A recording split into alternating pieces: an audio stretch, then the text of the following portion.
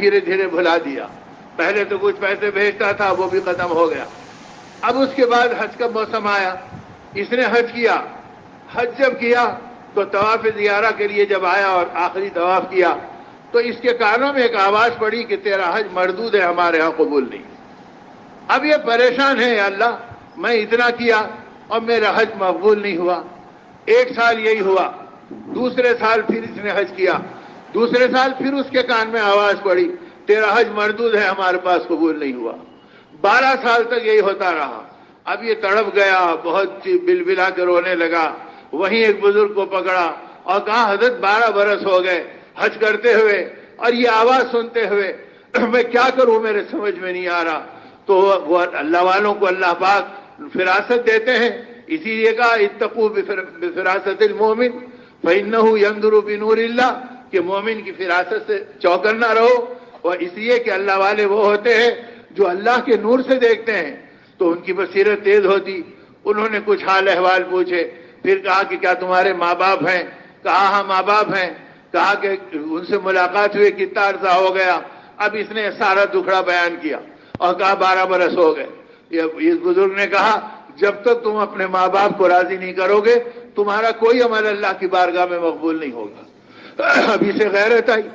اب اس نے اپنے گھر والوں کے مقابلے پہ کمر باندھی اور کہا کہ تو رہے یا مت رہے میں تو وطن جا رہا ہوں اور بہرحال اپنے ماں باپ سے ملوں گا. یہ سوچ کر یہ آیا. اور جب آیا اپنے ماں باپ سے ملنے کے لیے تو 12 برس کے فرق میں پورے گاؤں کا اور بستی کا نقشہ بدل گیا. اب کوئی سے پہچاننے والا نظر نہیں آتا. اب یہ ادھر ادھر دیکھ رہا ہے. ایک بچے کو دیکھا تو بلایا. اب بلا کے کہا میاں آپ یہی بستی میں رہتے ہیں؟ تو کہا ہم اسی بستی میں رہتے ہیں. یہاں اس نام کے ایک صاحب رہتے، ان کے گھر کا کچھ پتہ ہے؟ اس نے کہا ارے ابھی کچھ دن پہلے ان کا انتقال ہو گیا. اب اس کے سینے پہ ایک اور چوٹ پڑی. ملنے آیا تھا، میرا باپ بھی گزر گیا، اب میں دیکھنے کے لائق بھی نہیں رہا. اس نے کہا گھر کہاں ہے؟ تو کہا اس گھر میں ایک عورت ہے جو شاید ان کی بیوی ہے اور وہ بھی بہت بیمار ہے اور اس کی آنکھوں کی بینائی بھی چلے گئی اور وہ پڑے رہتی ہے، محلے والے کچھ ہمدردی کر دیتے ہیں، ان کا گھر فلاں جگہ ہے. یہ دیکھتے ہی سمجھ گیا کہ یہ میرا ہی گھر ہے. یہ دبے پیر گیا، گھر پہ پہنچا، دروازہ کھلا، چپ چاپ کھلے دروازے کو دیکھ کے اندر چلے گیا.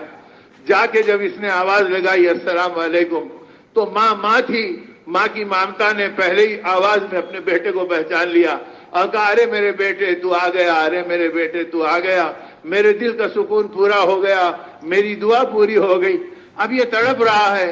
وہ ماں ٹٹول رہی ہے ہاتھ سے اور چوم رہی ہے پیشانی کو اور گلے لگا رہی ہے اور یہ کہہ رہا اما جان کیا حال ہے؟ کہا بیٹا اب آنکھیں نہیں رہی، میں تجھے دیکھ نہیں سکتی لیکن تیری آواز کو پہچان گئی اور تجھے جان گئی.